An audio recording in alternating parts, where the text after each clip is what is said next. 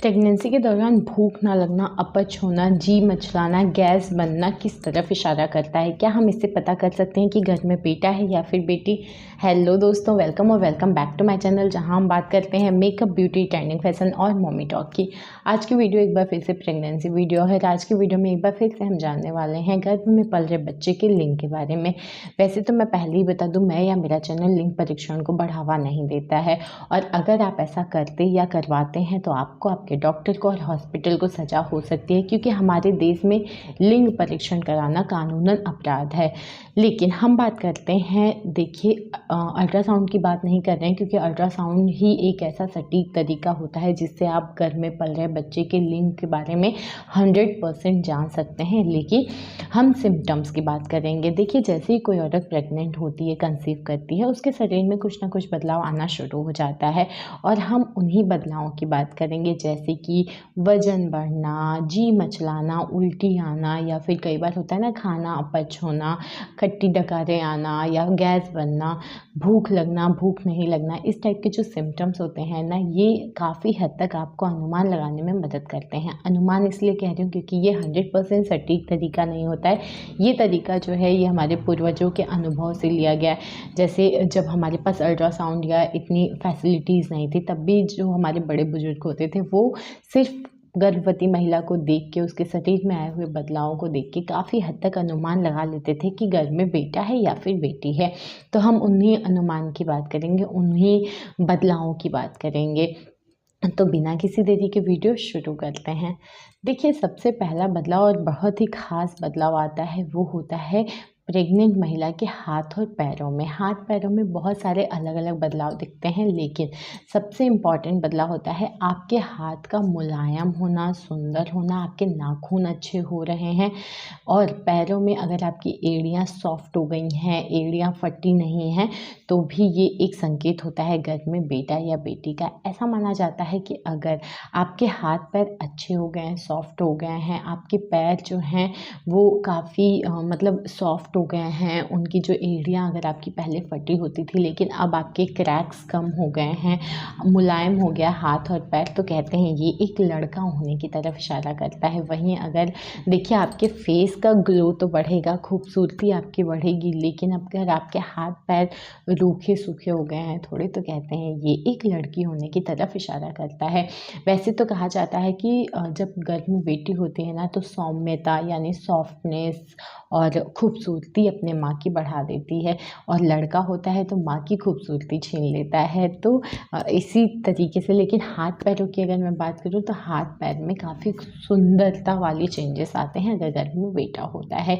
इसके साथ ही होता है हेयर ग्रोथ। जी हाँ, दूसरा सिम्टम हम यही बात करेंगे, हेयर ग्रोथ की।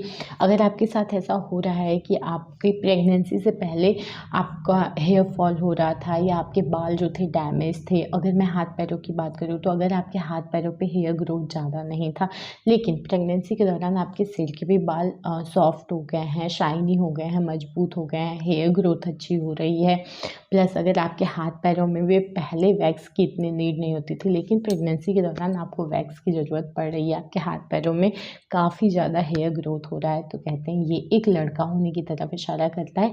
वहीं अगर 19-20 का फ़र्क है, या पहले जैसा ही हेयर ग्रोथ या उल्टा हेयर फॉल आना शुरू हो गया है, तो भी कहते हैं कि ये एक लड़की होने की तरफ इशारा करता है। इस तरीके से और भी बहुत से बदलाव आपको अपने शरीर में दिखेंगे, जैसे आपके पेट का आकार।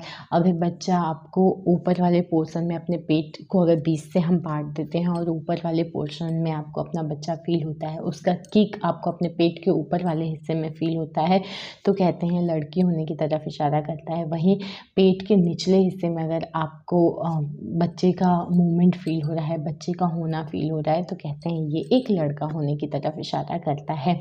इसके अलावा एक और बदलाव आता है, वो आता है आपके नाखूनों में।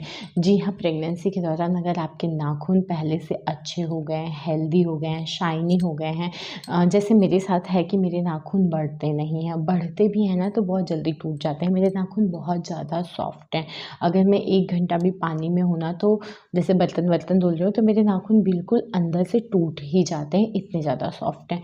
तो प्रेगनेंसी के दौरान अगर आपके साथ ऐसा हुआ है कि या हो रहा है कि प्रेगनेंसी के दौरान आपके नाखून मजबूत हो गए हैं, थोड़े मोटे हो गए हैं या थोड़े स्ट्रॉन्ग आपको दिख रहे हैं, ऐसा नहीं कि बात बात पे टूट जा रहे हैं, थोड़ा भी आपने कपड़े वपड़े धुले तो टूट जा रहे हैं, नहीं, अगर पहले के कंपेयर में आपके नाखून मजबूत हो गए हैं, थोड़े स्ट्रॉन्ग दिख रहे हैं और शाइनी हो गए हैं, तो भी कहते हैं कि ये एक लड़का होने की तरफ इशारा करता है। वहीं अगर पहले जैसा ही है और आपके नाखून वैसे ही टूट रहे हैं जैसे पहले थे वैसे ही हैं, कुछ खास बदलाव आपको नहीं दिख रहा है, पॉजिटिव बदलाव, तो कहते हैं ये एक लड़की होने की तरफ इशारा करता है।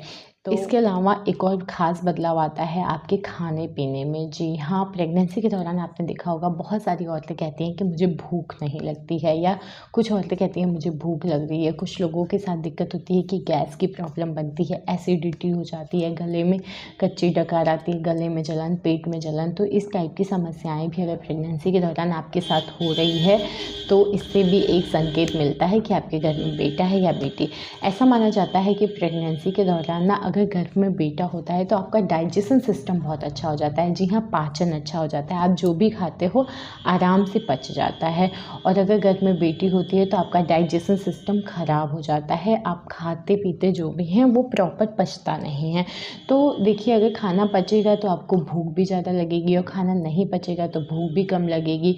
खाना नहीं पचा है तो गैस बनना, एसिडिटी बनना या कच्ची डकार आना, गले में जलन, पेट में जलन होना आम बात है। और अगर खाना प्रॉपर पचेगा तो ये सारी समस्याएं नहीं होंगी। तो अगर आपके साथ भी ऐसा हो रहा है कि और खाना पचेगा तो सबसे ज़्यादा है कि भूख भी लगेगी, खाना पचेगा ही नहीं तो भूख भी नहीं लगेगी। तो अगर आपके साथ ऐसा हो रहा है कि खाना आपका प्रॉपर पच रहा है, आपको खूब ज़्यादा भूख लग रही है और आपको डाइजेशन से रिलेटेड कोई समस्या नहीं है, अगर आपको गले में जलन, सीने में जलन या कच्ची डकार, उल्टी मतली जैसी कोई समस्या नहीं है, तो कहते हैं ये एक लड़का होने की तरफ इशारा करता है। वहीं अगर इन समस्याओं का सामना आपको प्रेगनेंसी के दौरान करना पड़ा है तो कहते हैं ये एक लड़की होने की तरफ इशारा करता है। इसी से रिलेटेड एक और चीज़ है, वो होता है कब्ज की समस्या। जी हाँ, प्रेगनेंसी के दौरान आपने देखा होगा कि कॉन्स्टिपेशन की बात कर रही हूँ, कब्ज की समस्या बहुत सारी 80-90% औरतों में होती है, जिसकी वजह से बवासीर, पाइल्स की भी प्रॉब्लम हो जाती है। क्योंकि अगर आपका पेट प्रॉपर साफ़ नहीं हो रहा है, अगर आपके साथ कब्ज की समस्या है तो पाइल्स होना बहुत नॉर्मल है। तो प्रेगनेंसी के दौरान सीधी बात है, अगर आपका डाइजेशन सिस्टम अच्छा नहीं होगा तो कब्ज की समस्या हो सकती है। तो ऐसा ही माना जाता है कि घर में बेटा होता है तो डाइजेशन अच्छा हो जाता है। तो अगर डाइजेस्ट होगा खाना जो भी आप खा रहे हैं तो आपको मोशन भी अच्छे से होगा, आपको कब्ज की समस्या नहीं होगी। वहीं अगर डाइजेशन सिस्टम आपका गड़बड़ है तो कब्ज की समस्या होगी। देखिए, कब्ज की प्रॉब्लम अगर आपको है तो सबसे अच्छा तरीका होता है कि बॉडी को डिहाइड्रेट ना होने दीजिए, या फिर आप ये कह सकते हैं कि पानी का इंटेक आप बढ़ा दीजिए, लिक्विड डाइट ज़्यादा लीजिए। और अगर आपको ज़्यादा दिक्कत हो रही है तो कोशिश करिए कि दिन में एक डाइट जो है ना वो खिचड़ी, चाहे लंच ले लीजिए चाहे डिनर लेंगे तो ज़्यादा अच्छा है। 6-7-8 बजे तक आप डिनर कर लीजिए रात में, आपको थोड़ा लाइट फील होगा। तो तीनों, वैसे ब्रेकफास्ट आप अच्छा करिए, हेल्दी करिए, लंच भी आप अच्छा कर सकते हैं क्योंकि उसके बाद जगना ही होता है।